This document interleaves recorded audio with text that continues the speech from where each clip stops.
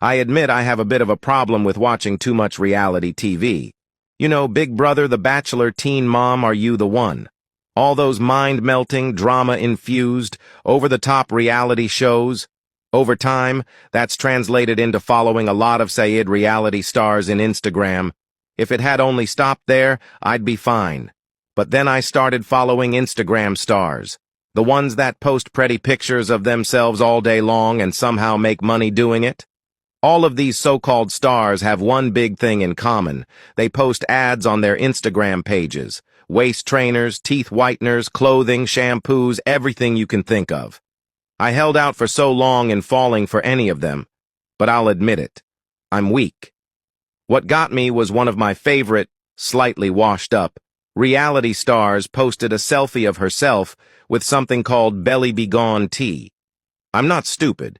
These diet teas are not in any way a new thing. But damn, if she didn't look like she'd easily lost 30 pounds. I studied the picture for the telltale signs of Photoshop. Curved walls, wavy doors, blurry edges, and found none. By all accounts, she'd actually lost the weight. I really wasn't going to do it, but with a 25% off discount code, a wedding to go to in a month, and a little extra cash in my PayPal account, I said, fuck it, and ordered a bag of the damn tea. The shipping was almost immediate. A day and a half later, a plain brown box arrived on my doorstep. Inside was a bag of dried-out leaves with a slightly earthy smell to it. The bag had a cute design with abstract swirls and pretty pink font for the label. The ingredients listed a lot of things I expected: oolong tea leaves, ginger, eleuthero root, and something called Taenia saginata, which I'd never heard of before, but assumed was just another root, or leaf, or whatever. The instructions were simple. The tea was to be brewed at 85 degrees Celsius, and without a bag. According to the instructions, it was to give the full effect of the tea. It was a little dicey trying to not accidentally swallow a bunch of leaves, but I doubted a few tea leaves could hurt me. The taste, admittedly, was pretty bitter. Borderline gross.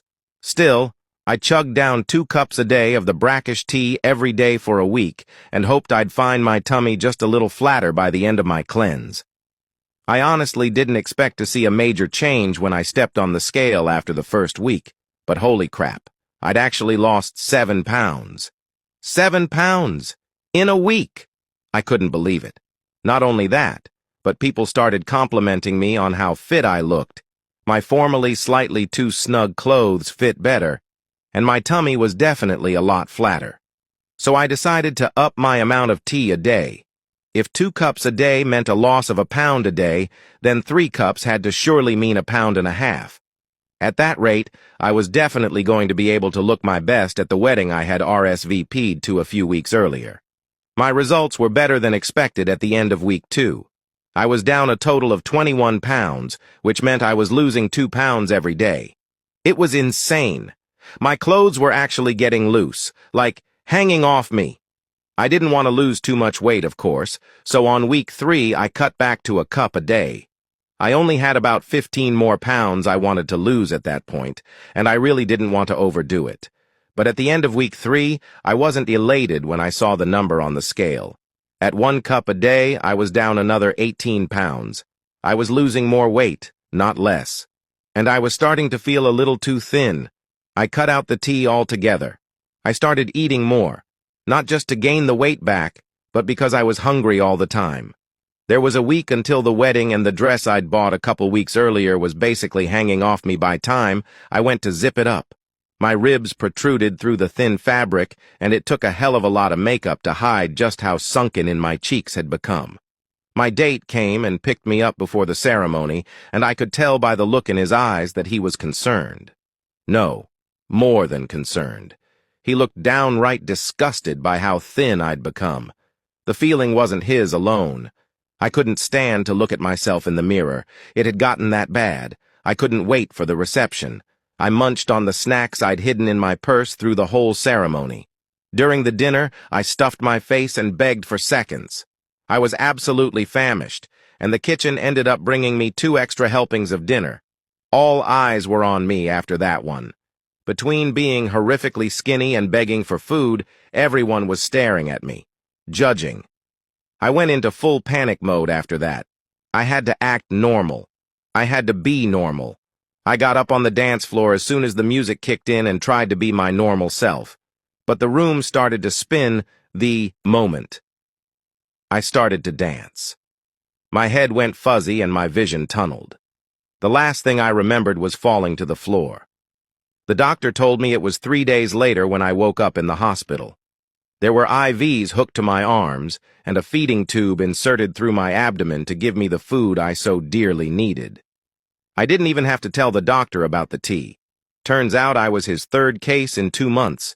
He flat out asked if I'd used Belly Be Gone tea and shook his head when I admitted that yes, I'd been drinking it. "Did you not check the ingredients first?" he asked me. "I did," I insisted. "Everything looked normal. Well, save one thing I didn't know, but I assumed it was just a plant. Tana sangrea, Tana sandana, Tinea saginata," the doctor corrected. "It's the Latin name for a beef tapeworm. That tea is filled with them, and so are you. We flushed 15 out of your intestines so far." Yeah, needless to say, there is no way in hell I'll ever order something off some reality star's Instagram again.